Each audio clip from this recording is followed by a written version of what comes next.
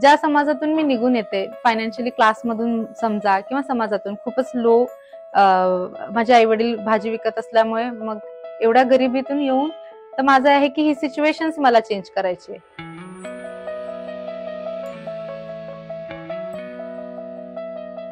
सोलापूरच्या स्वाती राठोडने UPSC परीक्षेत घवघवीत यश मिळवलंय. बंजारा समाजातल्या राठोड कुटुंबाने तिच्या या यशासाठी जाणीवपूर्वक वेगळी पावलं उचलली.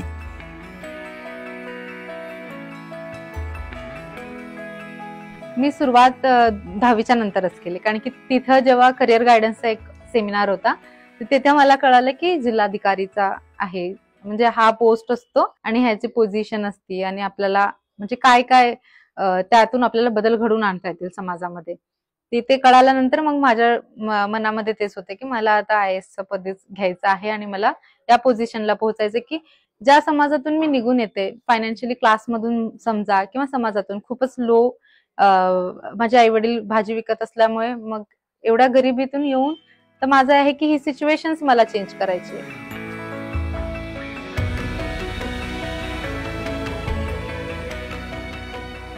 प्राथमिक शिक्षण नवी मुंबईमध्ये झालेलं आहे, कारण की माझे वडील तिथं मजुरी करत होते कन्स्ट्रक्शन मध्ये, त्यामुळे तिथंच झालं महानगरपालिकेच्या शाळेमध्ये. आणि त्यानंतर 10वीच्या नंतर आम्ही 4 भावंड आणि आमचा खर्च आणि एवढ्या महानगरात राहण्याचा खर्च झेपत नसल्या कारणाने माझे वडिलांनी इथं मग आम्ही सोलापूरमध्ये आलो. आमच्या मूळचं गाव सोलापूर असल्यामुळे. आणि इथे आल्यानंतर माझ्या आई वडिलांनी मग भाजीचा व्यवसाय सुरुवात केली. 8वी नंतर स्वातीचं शाळेत जाणं थांबणार होतं, पण योगायोगाने तिच्या घराजवळ एक नवीन हायस्कूल सुरू झालं आणि तिला पुढचं शिक्षण चालू ठेवता आलं. तेव्हाच तिने जिल्हाधिकारी होण्याचं स्वप्न पाहिलं. घरची परिस्थिती बेताची असताना स्वातीच्या आईने पुढाकार घेतला आणि रात्रंदिवस कष्ट करून त्यांनी तिला शिकवलं. मी बीसी लावत होते, ते उचलायचं, पहिले बीसी उचलायचं, मग त्यांचं शिक्षणचं पूर्ण करायचं, मग रोजचं ते थोडं थोडं पैसे महिन्याला जायचं जमा करू तसं चालू.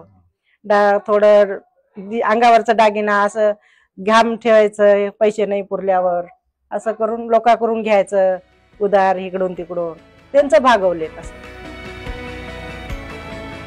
बंजारा समाज देशभरात विखुरलेला आहे. या समाजाचे लोक सहसा तांड्यांमध्ये राहतात, पण स्वातीचं यश पाहता ती समाजातील इतर मुलींसाठी प्रेरणा ठरू शकेल अशी तिला आशा आहे. पालकांनी मुलींना शिकवावं, मोठं बनवावं. हाच बदल घडवण्यासाठी मी UPSCचा मार्ग निवडला असं ती सांगते. माझा जो समाज आहे साधारणपणे आता म्हणता येईल थोडा पितृसत्ताक समाज असल्यामुळं मुलींचं शिक्षण देखील कमी आहे. लहान वयात लग्न करून टाकतात आणि त्यामध्ये मुलींकडे बघण्याचा दृष्टिकोनही असा आहे की हे आपल्यासाठी एक जबाबदारी किंवा एक बर्डन टाईप बघितलं जातं मुलींना. मुली झाल्या तरी पण लोकांना आजही दुःख होतं. मुलगी झाली की वातावरणच त्यांचं रडारडीचं चालू होतं आणि आता ही हुंडा घेऊन जाईल, एवढा हुंडा आमचा बर्डन आला, असं त्यांची प्रतिक्रिया असते. आणि ती होती. आणि मी आज बघत आहे की आता माझ्या कम्युनिटीचे एवढे लोक, जसा माझा रिझल्ट लागला एवढ्या अभिमानाने ते म्हणतायत की आता मुलींना शिक्षण दिलं पाहिजे म्हणून, एवढं त्यांचा अभिमानच वाटले. तर मला असं वाटतंय की सगळ्यांनी समाजातील लोकांनी असाच इन्स्पिरेशन घेऊन आपल्या मुलींना शिक्षण दिलं पाहिजे.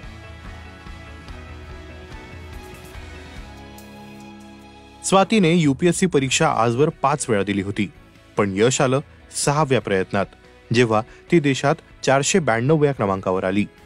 दरवर्षी लाखो तरुण ही परीक्षा देतात, त्यापैकी काही मोजक्याच उमेदवारांच्या पदरी यश पडतं. मग आयुष्यातील उमेदीची इतकी वर्ष एका परीक्षेला देणं स्वातीला कितपत योग्य वाटतं? UPSC शिवाय प्लॅन बी असणं किती महत्वाचं आहे? माझं असं मत आहे की आपण आपलं 100% प्रयत्न पहिल्या आणि दुसऱ्या अटेम्प्ट मध्येच द्यायला पाहिजे.